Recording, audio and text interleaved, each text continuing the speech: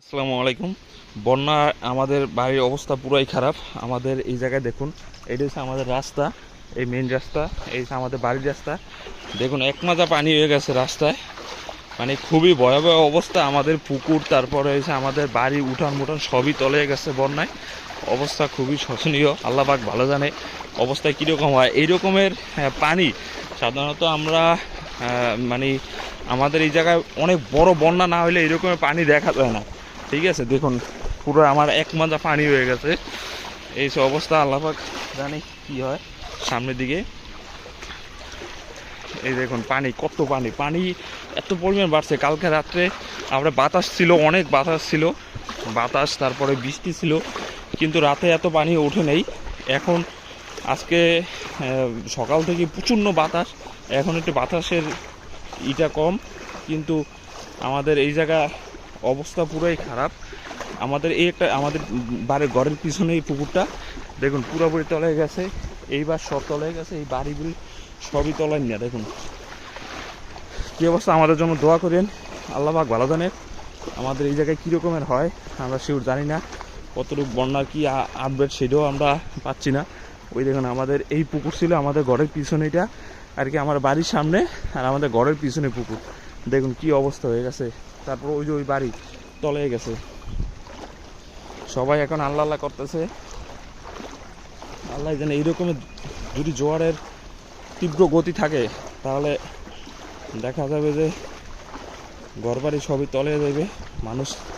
মানুষের পুকুরে কত মাছ, মানুষের সব চলে গেছে, সব মাছটা সব চলে গেছে ঝড়ে। মানে দেখুন পুকুর হয়েছে একেবারে ফুল ডুবে গেছে। এই যে আমাদের এটা পুকুর, আর এটা হচ্ছে আমার বাড়ির কাছে এক চাচার, তাদের তাদের উঠানে পানি উঠছে। আমাদের এখনও উঠানে পানি ওঠে নাই, কিন্তু তাদের উঠানে পানি উঠছে। দেখুন আমাদের ঘরটা সব তলায় না।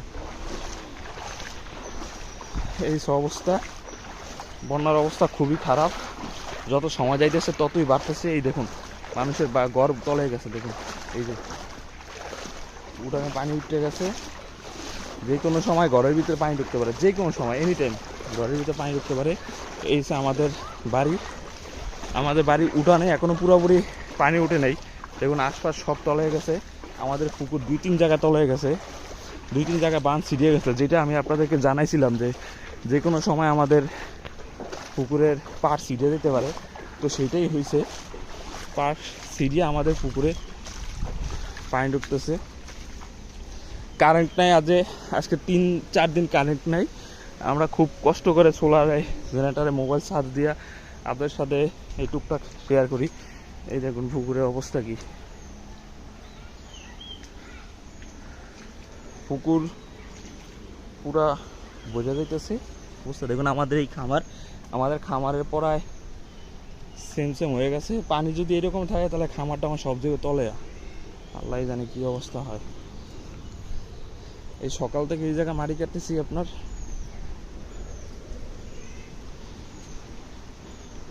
এই জায়গায় পার ছিটে গেছে। এই জায়গায় যদি পার ছিটে দিত তাহলে আমাদের খামারটা আমার কিছুই থাকতো না, সব পুকুরে মাঝখানে চলে যেত। আবার বাড়িতেছে এখন ই করলে সমস্যা হইবে, এখন তো সেম হয়ে গেছে পানি।